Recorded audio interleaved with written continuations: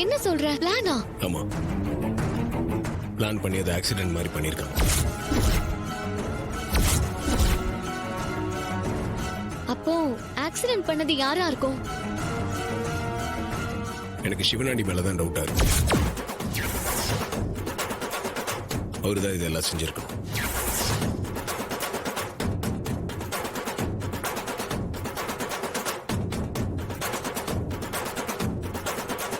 அவன் எதுக்கு மாப்பிள்ள இதை செய்யணும்?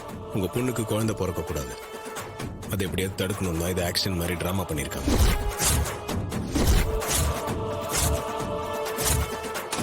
அத்தைக்கு ஆக்சிடென்ட் ஆனதுக்கு காரணம் பிறக்க போற குழந்தைதானு காரணம் காட்டி அந்த குழந்தைய அழிக்க பிளான் பண்ணிருக்கலாம்ல.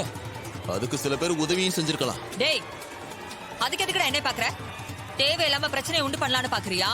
சின்னத்தை நான் பொதுவா தான் பார்த்தேன். நீங்க தப்பா எடுத்துக்கிட்டா நான் ஒண்ணும் பண்ண முடியாது. அத்த, இந்த ஜோசியர் சொன்னதெல்லாம் போய் நான் நிரூபிக்கிறேன். எங்க கூட வாங்க. என்னால வர முடியாது. நீ கூப்பிட்டு நான் எங்கேயும் வரமாட்டேன். ஒரு நல்ல விஷயத்துக்காக தான் நான் உங்களை கூப்பிடுறேன். வந்தீங்கன்னா உங்க எல்லாருக்குமே உண்மை என்னன்னு புரிய வைக்கிறேன். அம்மா, அவர் நம்ம குடும்பத்தோட நல்லதுக்கு தான் கூப்பிடுறாரு. போயிட்டு வரலாம், வாங்கம்மா. அத்தை, வேற யாருக்காகவும் இல்லைனாலும் ரோகிணிக்காகவும் வயிற்றுல வளர்ற குழந்தைக்காகவும் நீங்க வந்துதான் ஆகணும் அத்தை. அந்த குழந்தையால உங்க உயிருக்கு ஆபத்துலன்ற விஷயம் நீங்க வந்தா மட்டும்தான் தெரியும். தயவு செஞ்சு நீங்க வாங்கத்த. அப்பயாச்சும் இந்த குடும்பம் நிம்மதியா இருக்கும். ப்ளீஸ் த வாங்க. அக்கா, நீ போகாதக்கா.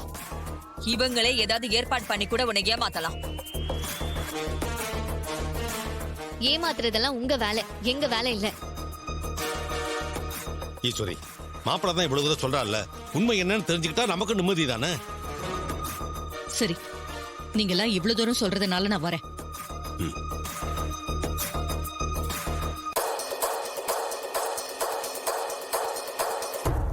ஷோ, அக்கா ஒத்துக்கிட்டாலே.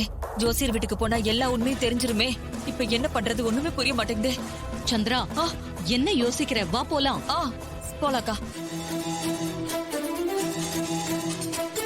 சுவாதி, அப்பா. வீட்டை பாத்துக்கம்மா. சரிங்கப்பா.